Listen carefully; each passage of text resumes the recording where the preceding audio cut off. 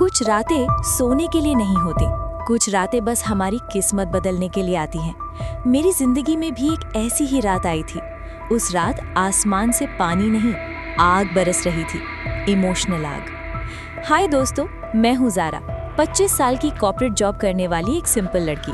South Delhi की posh colony में रहती हूँ, इंडिपेंडेंट हूँ और फ्रैंकली स्पीकिंग लव शव में मेरा कोई बिलीफ नहीं था।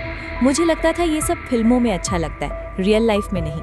लेकिन कहते हैं ना, जब ऊपर वाला स्क्रिप्ट लिखता है तो लॉजिक नहीं, मैजिक चलता है। और उस रात मेरे साथ कुछ ऐसा ही मैजिकल और थोड़ा डेंजरस हुआ। रात की 11 बज चुके थे। ऑफिस में प्रेजेंटेशन के चक्कर में लेट हो गया। बाहर तूफान आया हुआ था, कैब मिलना इम्पॉसिबल था। उबर, ओला सब नो कार्स अवेलेबल दिखा रहे थे। सड़क सुनसान थी और मुझे डर लगने लगा था। दिल्ली की सड़कें रात को वैसे भी सेफ फील नहीं करवाती। तभी अंधेरे से एक ब्लैक एसयूवी निकली। रेंज रोवर थी, जेट ब्लैक विंडोज। वो कार मेरे पास आके स्लो हुई। मेरा दिल जोर से धड़कने लगा। मुझे लगा कोई गुंडा है। विंडो नीचे हुई और मैंने उसे देखा। वो आदमी, उफ, उसे देखकर ऐसा लगा जैसे वक्त रुक गया हो। शार्प फीचर्स, हल्की सी बियर्ड और वो आंखें, उफ, इतनी इंटेंस आंखें मैंने आज तक नहीं देखी थी।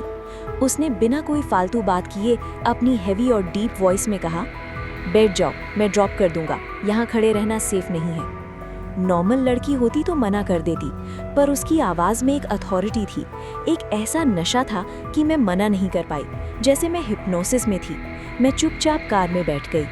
कार के अंदर की दुनिया बाहर से बिल्कुल अलग थी।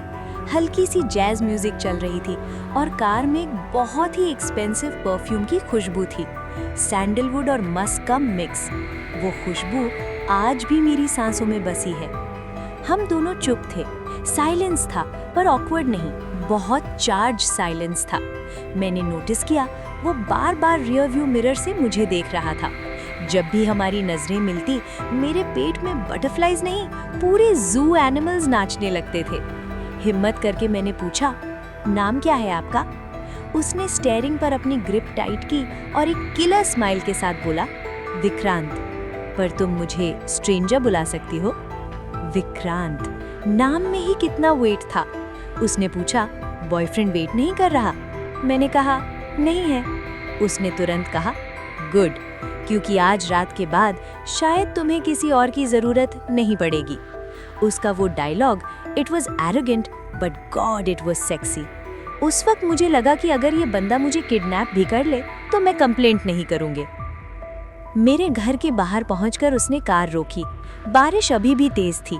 मैं उतरने वाली थी कि उसने मेरा हाथ पकड़ लिया। उसका टच ऐसा लगा जैसे 440 वोल्ट का करंट लगा हो। मेरी बॉडी फ्रीज हो गई।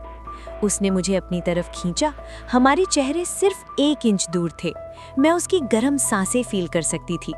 उसने मेरी आंखों में देखा और बोला, जरा, तुम बहुत ब्यूटीफुल हो, इतनी ब्यूटीफुल कि आदमी अपना ईमान खो दे।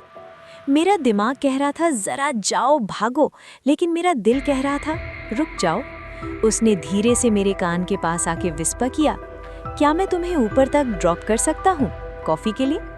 उसकी आवाज में जो मैग्नेटिज्म था, मैं पिघल गई। हम ऊपर गए। घर का दरवाजा बंद होते ही जो हुआ वो मैं शब्दों में बयां नहीं कर सकती। वो स्ट्रेंजर अब स्ट्रेंजर नहीं रहा था। उस रात हमने बातें कम की और आंखों ने ज्यादा। वो रात मेरी लाइफ की सबसे इंटेंस, सबसे वाइल्ड और सबसे यादगार रात थी। ऐसा लगा जैसे 2 तूफान आपस में टकरा गए हों। सुबह जब मेरी आंख खुली तो बेड पर मैं अकेली थी। विक्रांत गायब था। ना कोई नोट, ना कोई नंबर, सिर्फ उसके परफ्यूम की खुशबू तकिए पर रह गई थी। मुझे लगा शायद वो कोई ख्वाब था। लेकिन कहानी यहाँ खत्म नहीं होती दोस्तों। असली ट्विस्ट तो अभी बाकी था। 2 दिन बाद मैं ऑफिस गई। पता चला हमारी कंपनी को किसी बड़ी मल्टीनेशनल कंपनी ने टेक ओवर कर लिया है। सब लोग नए बॉस का वेट कर रहे थे। कॉन्फ्रेंस रूम का दरवाजा खुला और कौन अंदर आया? वही ब्लैक सूट, वही इंटेंस आंखें, वही मिस्टर स्ट्रेंजर। वो विक्रांत सिंघानिया था, देश का सबसे बड़ा बिजनेस टाइकून और अब मेरा बॉस।